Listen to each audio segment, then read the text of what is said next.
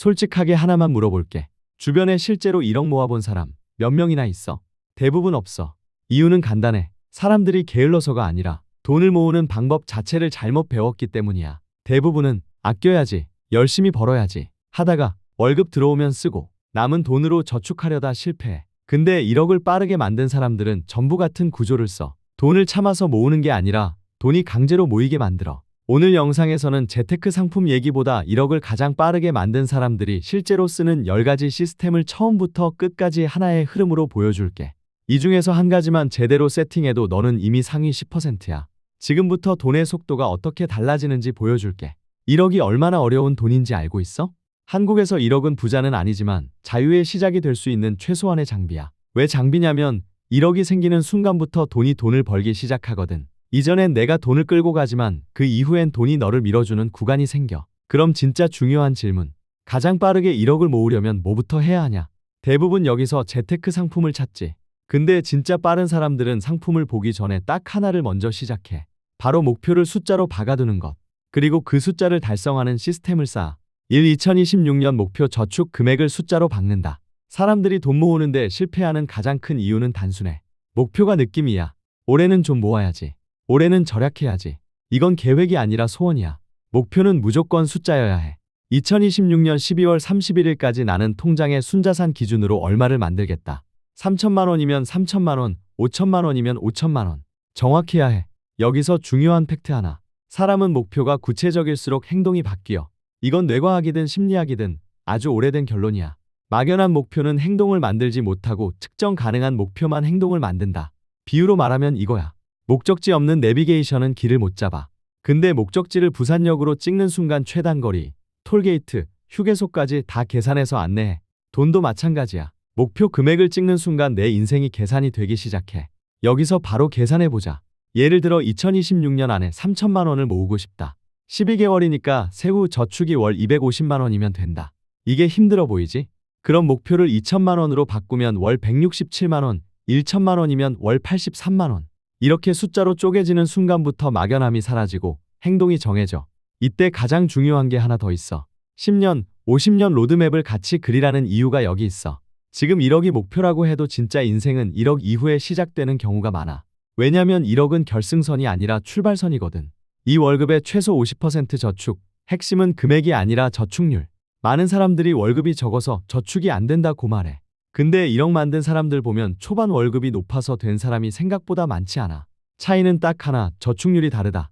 월급 300만 원 받는 사람이 30만 원 모으면 저축률 10%. 월급 200만 원 받는 사람이 100만 원 모으면 저축률 50%. 둘 중 누가 더 빨리 1억 할까? 당연히 두 번째야. 왜냐면 저축률은 습관의 근육이거든. 근육은 한번 만들어 놓으면 소득이 늘어도 같이 커져. 반대로 저축률이 낮은 사람은 월급이 올라가면 소비도 같이 올라가. 그래서 늘 돈이 없는 사람으로 남아. 이게 왜 이렇게 강하냐면 사람은 금액보다 비율에 적응을 더 쉽게 해. 처음엔 월급의 절반 저축이 말도 안 돼 보이는데 3개월만 지나면 그게 기준이 된다. 비유하자면 처음엔 매운 음식 못 먹던 사람이 어느 순간 이 정도는 안 매운데 하는 것처럼 저축률도 마찬가지야. 처음만 고통스럽고 기준이 되면 오히려 편해져. 여기서 현실적인 방법.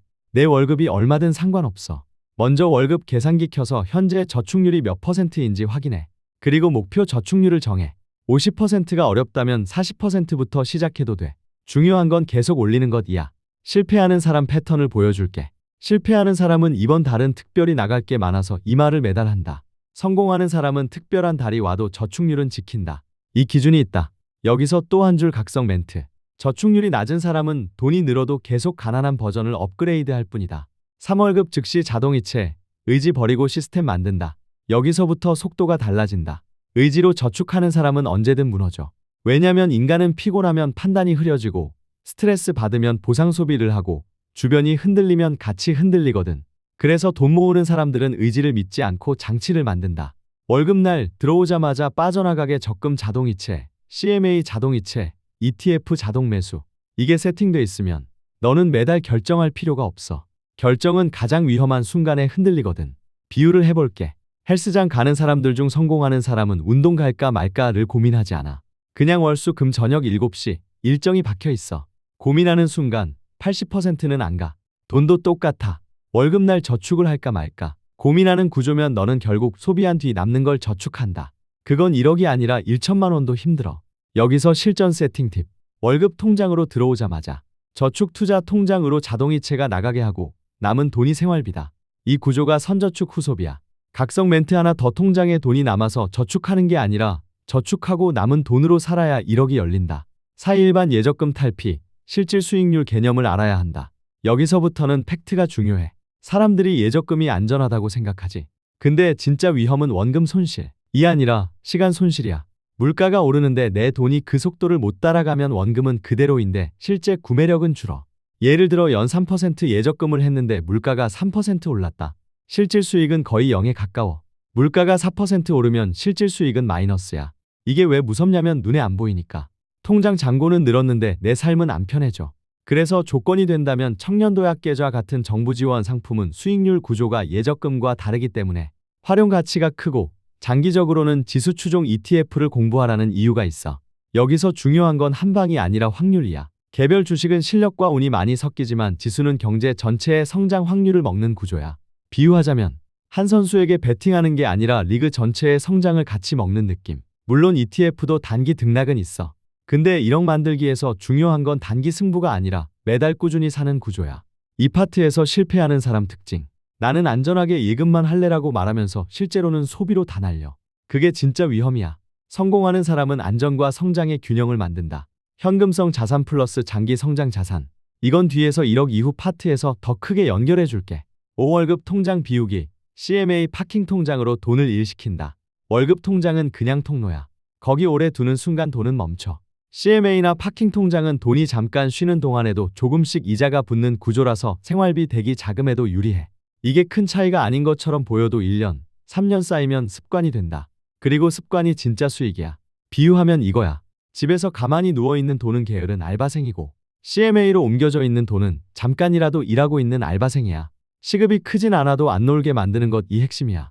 여기서 중요한 메시지. 1억을 만드는 사람은 돈을 쉬게 두는 걸 본능적으로 싫어한다. 돈이 놀면 그만큼 내 시간이 날아가니까. 6시드 3천만 원까지는 부동산 소액 투자 지향, 에너지 대비 효율을 본다. 이 파트에서 많은 사람들이 망한다. 시드가 작을 때 경매 갭 투자, 소액 부동산을 시도하면 돈보다 에너지가 더 들어가. 임장 공부, 리스크 관리, 대출, 세금, 시간. 이게 너의 본업을 흔들면 오히려 소득이 줄어들기도 해. 초반에는 수익률 게임이 아니라 시드머니 근육 키우는 게임이야.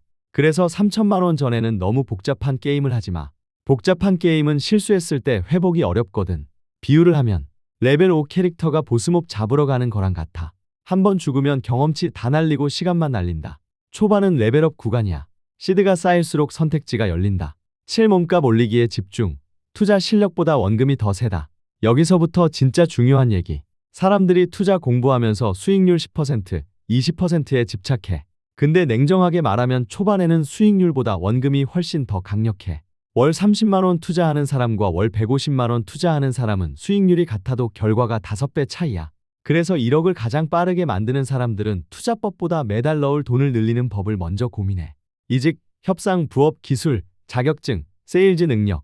이런 게 전부 돈 모으기의 엔진이야. 비유로 말하면 투자 수익률은 바람이고 소득은 엔진이야. 엔진이 약하면 바람이 불어도 멀리 못 가.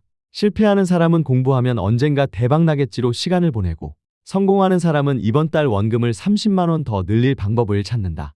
그리고 원금이 늘면 포모에도 덜 흔들려. 왜냐면 나는 매달 사는 사람이 되니까. 팔돈 사람 세상에 대한 관점 업데이트 기회의 언어를 이해한다. 세상이 바뀌면 돈의 길도 바뀐다. AI가 뜨는 건 뉴스가 아니야. 사람의 시간과 노동이 재편되는 사건이야. 플랫폼이 커지는 건 트렌드가 아니야. 돈이 모이는 통로가 이동하는 거야. 관점을 업데이트 못하면 기회가 와도 못 잡아. 왜냐면 그게 기회인지를 이해 못하거든.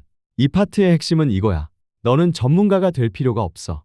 다만 최소한 세상이 어디로 가는지에 대한 감각은 가져야 해. 비유하면 이거야. 지도 없이 길 걷는 사람은 큰 길을 눈앞에 두고도 골목으로 들어간다. 돈도 똑같아. 그 돈을 좋아하는 사람들과 대화하기. 환경이 너를 바꾼다. 사람은 환경을 이기기 어렵다. 주변이 다 소비하면 너도 소비가 정상처럼 느껴진다. 주변이 다 저축하면 저축이 정상처럼 느껴진다. 이건 의지가 아니라 기준점 문제야. 그래서 커뮤니티든 책이든 영상이든 돈을 모으는 사람들의 언어에 자기를 노출해야 해. 그리고 여기서 중요한 포인트. 돈 얘기하는 사람들과 대화한다고 전부 좋은 건 아니야. 진짜 도움이 되는 환경은 자극만 주는 곳이 아니라 실행을 만드는 곳이야. 남의 수익 인증만 보고 흥분하는 환경은 포모를 키우고 너를 망친다. 반대로 저축률, 자동이체, 소비 통제 같은 실행 얘기가 중심인 환경이 너를 살린다. 10기세를 잃지 말 것, 포모를 이기는 사람이 복리를 먹는다. 마지막이 제일 중요하다. 너는 앞으로도 계속 들을 거야. 누가 코인으로 벌었다. 누가 부동산으로 벌었다. 누가 단타로 벌었다. 그때 흔들리면 너의 시스템이 무너진다. 1억은 속도보다 지속이 만든다. 그리고 지속은 포모를 이기는 사람만 할 수 있어. 여기서 가장 강력한 무기, 복리 계산기야. 남이 한 달에 몇천 벌었다는 얘기보다 내가 매달 얼마를 얼마나 오래 넣으면 몇 년 뒤 얼마가 되는지 숫자로 보는 순간 흔들림이 줄어든다. 비유로 말하면 남들이 옆에서 소리 지르는 놀이공원에서 너 혼자 목적지로 가는 길을 아는 느낌. 시끄러워도 흔들리지 않아. 여기서 끝이 아니야. 이제 진짜 중요한 얘기. 너는 1억을 모으려고 이 영상을 본 거지. 근데 1억은 부자의 돈이 아니야. 1억은 돈을 벌기 시작하는 최소한의 장비다. 그러면 1억 이후는 어떻게 다르냐? 사람들이 1억을 모으고 나서 두 갈래로 갈라져. 한쪽은 다시 제자리로 돌아간다. 왜냐면 1억을 목표로 봤기 때문이야. 그래서 1억 찍는 순간 긴장이 풀리고 소비가 폭발한다. 차 바꾸고, 집 욕심 내고, 생활 수준 올리고 몇 년 뒤 다시 통장은 비슷해진다. 반대로 다른 한쪽은 1억을 출발선으로 본다. 이 사람들은 1억 이후의 전략이 완전히 바뀌어. 1억 이후 첫 번째 구간, 1억 3억. 여기서 중요한 건 수익률보다도 구조야. 1억이 생겼다면 현금성 자산을 일정 부분 유지하면서 장기 성장 자산을 꾸준히 늘리는 구조가 가능해져. 그리고 무엇보다 심리적으로도 달라져. 1억 전에는 조금만 흔들려도 불안해서 손절하고 남이 번다 하면 쫓아가고 감정에 흔들리기 쉬워. 근데 1억이 생기면 내가 망하지 않는다는 안정감이 생겨. 그때부터는 급한 선택을 덜 하게 돼. 그게 진짜 수익을 만든다. 비유로 말하면 이거야. 물에 빠진 사람은 허우적대다가 체력이 빨리 닳아. 근데 구명조끼가 있으면 숨을 고르고 방향을 잡을 수 있어. 1억이 구명조끼 역할을 한다. 1억에서 3억으로 가는 사람들은 대부분 더 공격적이어서가 아니라 더 꾸준해서 간다. 저축률을 유지하고, 자동이체를 유지하고, 원금을 늘리고, 시장을 길게 본다. 두 번째 구간, 3억 10억.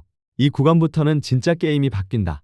여기서는 돈을 모으는 사람이 아니라 자산을 운영하는 사람이 된다. 중요한 건 세 가지다. 첫 번째는 현금 흐름을 만드는 능력. 월급이든 사업이든 부업이든 돈이 계속 들어오는 구조가 있어야 한다. 두 번째는 리스크를 통제하는 능력. 10억 구간은 큰 기회도 많지만 큰 실수도 치명적이다. 세 번째는 시간을 사는 능력. 이 구간의 부자들은 돈으로 시간을 산다. 돈으로 스트레스를 줄이고 돈으로 기회를 더 많이 본다.